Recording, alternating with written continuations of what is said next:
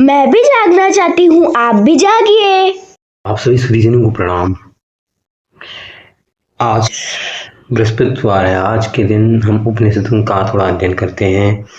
अब तक मुंडकोपनिषद के 2 मुंडक हम पूरी कर चुके हैं। आज से हम शुरू करेंगे तीसरे मुंडक का प्रथम खंड।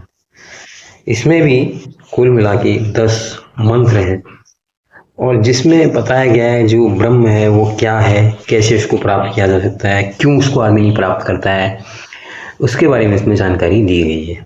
तो आइए शुरू करते हैं।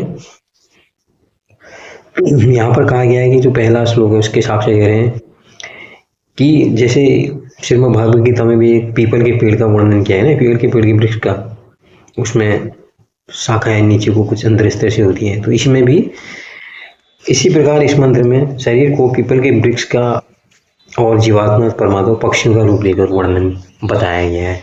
ठीक है, इसमें बताया गया है कि इसका सारांश है जो मनुष्य की देह है, ये शरीर है, एक पेड़ के समान, एक वृक्ष के समान है, जिसमें ईश्वर और जीव सदा रहने वाले 2 मित्र पक्षी हैं। दोनों में एक जीवात्मा तो उसके वृक्ष के फलों, अपने कर्म फलों को अर्थात अपने भाग्यानुसार सुख दुखों को आसक्ति द्वेषपूर्ण भोगता है। दूसरा ईश्वर उन कर्म फलों से किसी प्रकार किंचित भी संबंध जुड़कर केवल देखता रहता है। जो ईश्वर है उसकी बात कर रहे हैं। हमारे ईश्वर सबके अंदर हम कहते हैं ना, आपके भीतर के देवता को मुझे प्रणाम लोग बहुत जगह करते हैं। तो दूसरे श्लोक में बता रहे हैं कि ये जो वृक्ष पर हृदय रूपी घोंसले में रहने वाला जीवात्मा जब तक अपने साथ रहने वाले परम हृदय परमेश्वर को नहीं देखता, शरीर में ही आसक्त होकर, इसी में भी भोगरत होकर, अतिशय ममता करके भोगों को बिल्कुल भोगने में लगा रहता है। खाना है, पीना है, हाँ, जितनी भी वासना जनित कार्य हैं वो सब करता रहता है। जब कभी भगवान की दया से अपने भिन्न नित्य अपने समीप रहने वाले परम हृदय परम प्रिय भक्तों से ईश्वर को और उसकी आश्रमी महिमा को जगत में सर्व भिन्न भिन्न प्रकार से प्रकट प्रत्यक्ष देख लेता है, वो तत्कालीन ईश्वरता शोक हृदयदास के अंदर दुख खत्म हो जाते हैं। तो उसको पता लग जाता है मेरे भीतर ही भगवान है। तो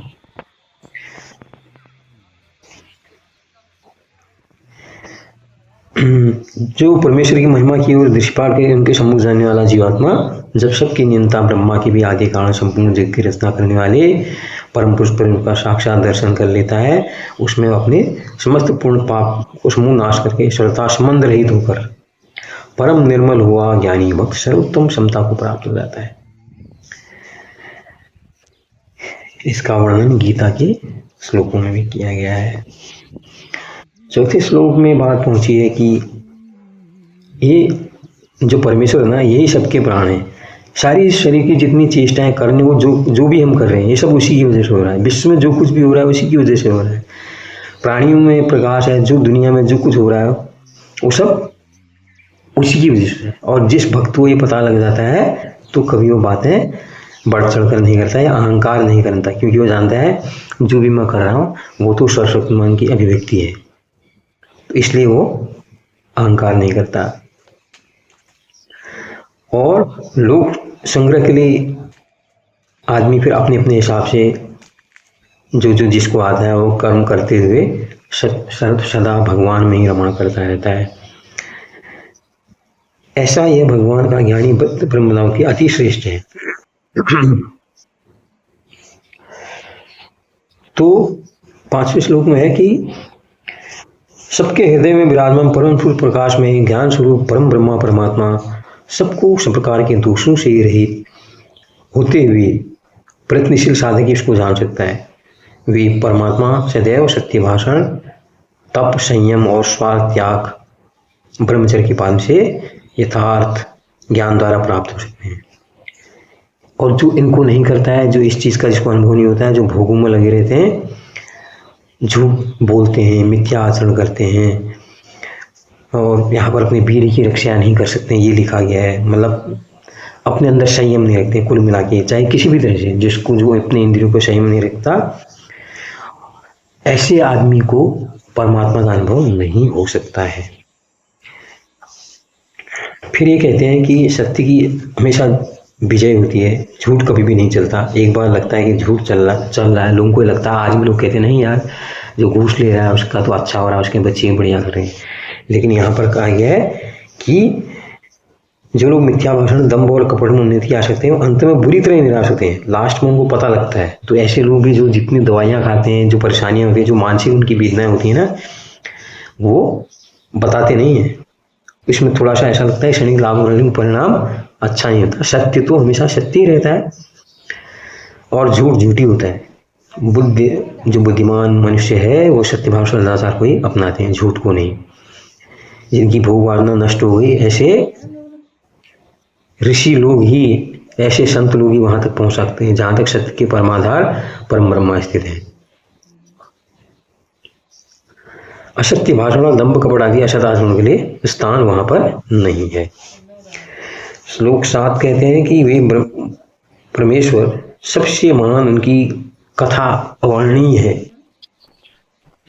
वो सबके मन में उनका चिंतन आ नहीं सकता।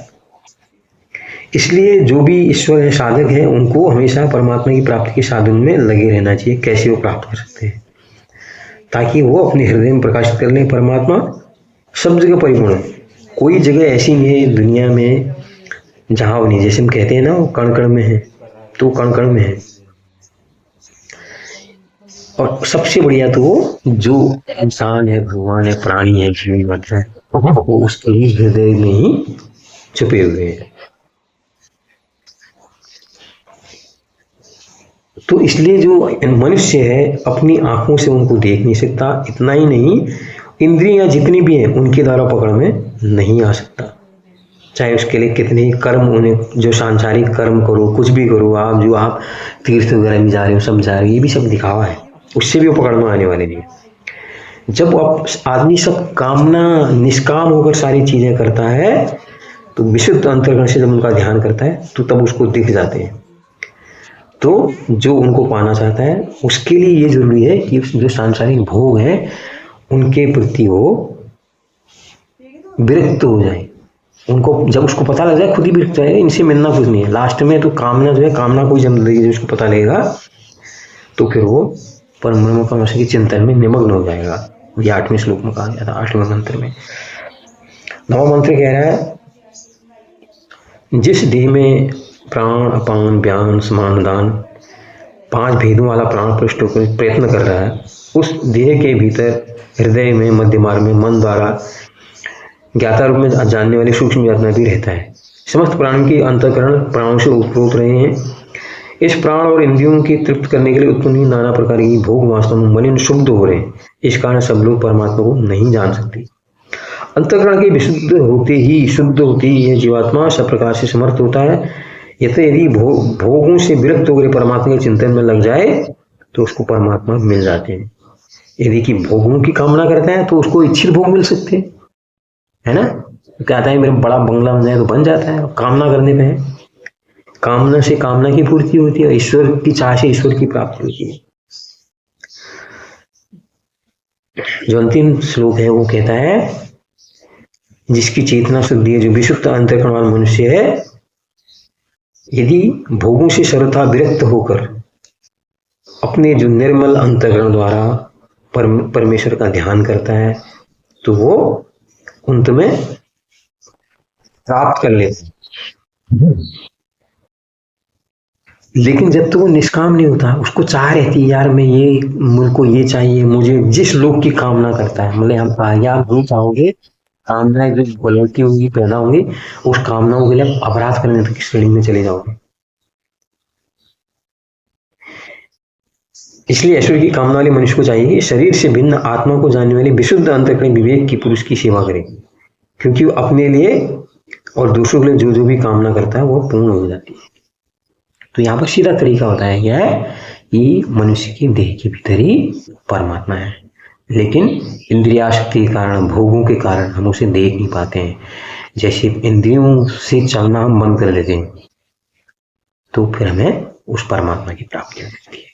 तो ये था मुंडकोपनिषद का 3 मुंडक का प्रथम खंड। अगले हफ्ते फिर दूसरे खंड पर हम बात करेंगे। बहुत बहुत धन्यवाद आप सबका जुड़ने के लिए। नमस्कार।